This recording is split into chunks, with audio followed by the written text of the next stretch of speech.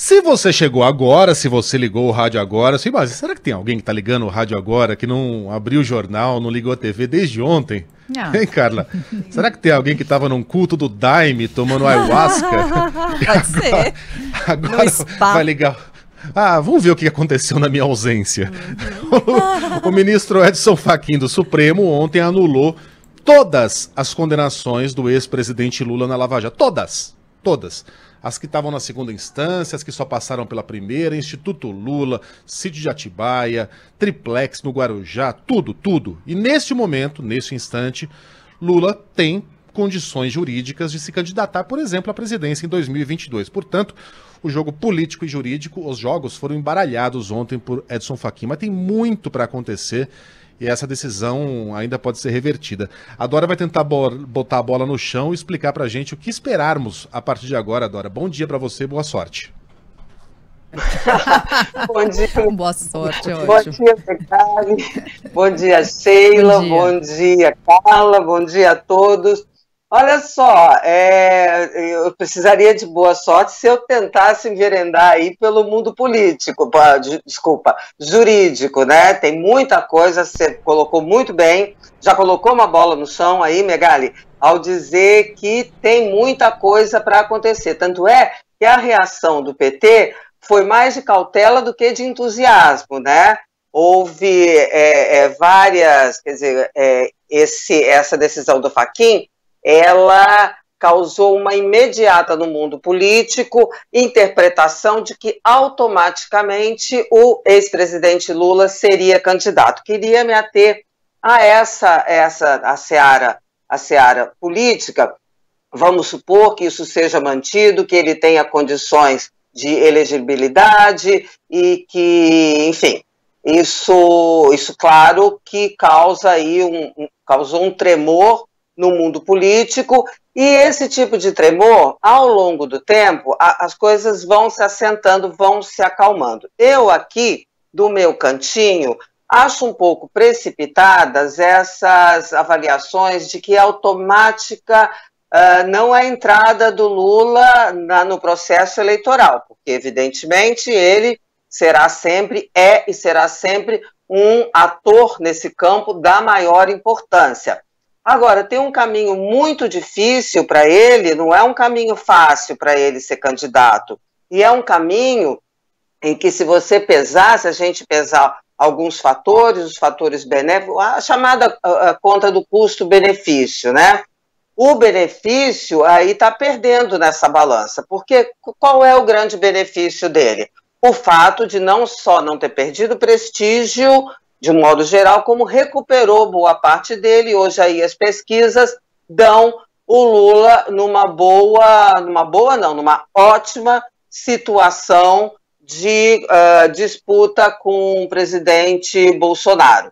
Bom, e esse é o fator benéfico para ele. Bom, e daí, da pesquisa, já começam os fatores que não seriam tão benéficos, que é o grau de rejeição. O grau de rejeição do Lula rivaliza com o grau de rejeição do Bolsonaro. Isso não é um dado desprezível.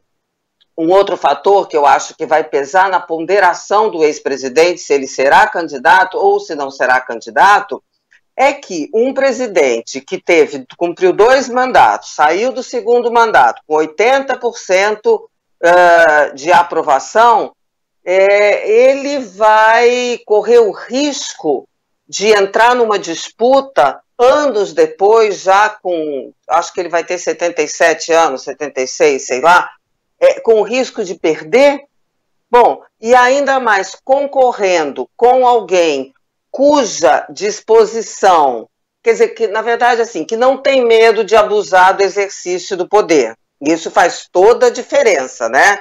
A eleição da Dilma, a eleição mostrou isso. Quando estavam no poder também não tiveram medo. A campanha contra a Marina Silva foi um exemplo disso. E o Lula agora, e o PT enfrentariam isso. Outro fator é que o país ele vai correr esse risco para o quê? Governar um país em situação muito mais difícil do que quando ele pegou o país todo arrumadinho apesar da alegação de herança maldita, ele recebeu uma herança bendita do Fernando Henrique. Então ele pegou uma coisa toda arrumadinha, que hoje está toda desarrumadinha, né? Além disso, há um mundo muito menos próspero. Já havia, quer dizer, essa prosperidade que houve lá atrás e que contribuiu muito para o governo brasileiro, ela já não se reproduzia antes da pandemia. Com a pandemia, isso ficou mais agravado ainda. Tem um outro fator. Eu estou olhando aqui porque eu anotei, porque são tantos. É a queda. É a queda da mítica. Tem umas míticas do PT que se desfizeram ao longo do tempo. O PT construiu a imagem que nos 4 governos, 3,5, né, foram desfeitas como prática da boa governança, né, quando a Dilma vai e arrasa com a economia. Outra bandeira desfeita é a bandeira da ética da política, porque até agora ninguém disse que não aconteceu nada na Petrobras, né? Ninguém disse que não teve roubalheira, né? Ninguém disse que não teve mensalão. As coisas estão aí para mostrar que teve. Se há um processo que sofreu uma contaminação ou um prejuízo aqui ali, ok. É isso aí que o Megali se refere quando diz que ainda muita coisa precisa ser decidida. Outro fator, o presidente Lula não foi inocentado, tá? O que houve foi uma falha processual. Ele concorrendo nas condições a continuar, vamos que a Justiça de Brasília continue com o processo e tal, a condição de réu não favorece ninguém numa campanha. E eu colocaria como o fator, nem sei se é o último, mas foi o que eu pensei aqui, da minha lista, é que o ex-presidente já não conta com a mesma reverência por parte da esquerda, né? A esquerda e o centro-esquerda já não aceitam, como aceitavam, ser comandados por ele. Então, tudo isso são fatores, você vê que não é fácil, o caminho não é automático, dizer assim, bom, ele tem condição de ser eleito, portanto, ele vai concorrer e, portanto, as chances de ganhar são enormes e está tudo resolvido. Tanto não está que o PT está mega cauteloso, não está falando em candidatura, né? Está primeiro querendo ver como é que fica a situação jurídica para depois entrar no campo da política. O PT está sendo bastante cauteloso e, sobretudo, habilidoso nesse aspecto. Bom, Dora, para fim... Perdão, pode continuar, gente. Pode falar, Megali. Então, para fim de conversa, Dora, tem muita gente... Para fim de conversa. Não. Para fins de conversa. Vamos supor que tenhamos, então, a disputa entre Bolsonaro e Lula em 2022, né? Deixe de lado todos esses fatores aí e vamos dar de barato que os dois vão se enfrentar. Bolsonaro tem lá um eleitorado muito fiel, que oscila entre, sei lá, 20% e 30%, coloque aí 25%, a este se agregarão os eleitores anti-Lula, que estão dispostos a votar em qualquer coisa que não seja Lula. Lula tem mais ou menos uma mesma base de fiéis, 20 e pouquinhos por cento, mais aqueles que votarão em qualquer coisa que não seja Bolsonaro. Levando-se em conta todos esses eleitores aí que portanto, já teriam definido o seu voto por um ou por outro, haveria espaço matemático? Eu sei que a gente precisaria de uma pesquisa recente para analisar com cuidado, mas hoje, com o cenário que está dado hoje, Dora, haveria espaço para o surgimento de uma terceira via do eleitor ni Bolsonaro, ni Lula? Eu quero um outro, eu não quero votar em nenhum desses dois em hipótese alguma. Tem espaço para o surgimento dessa terceira via?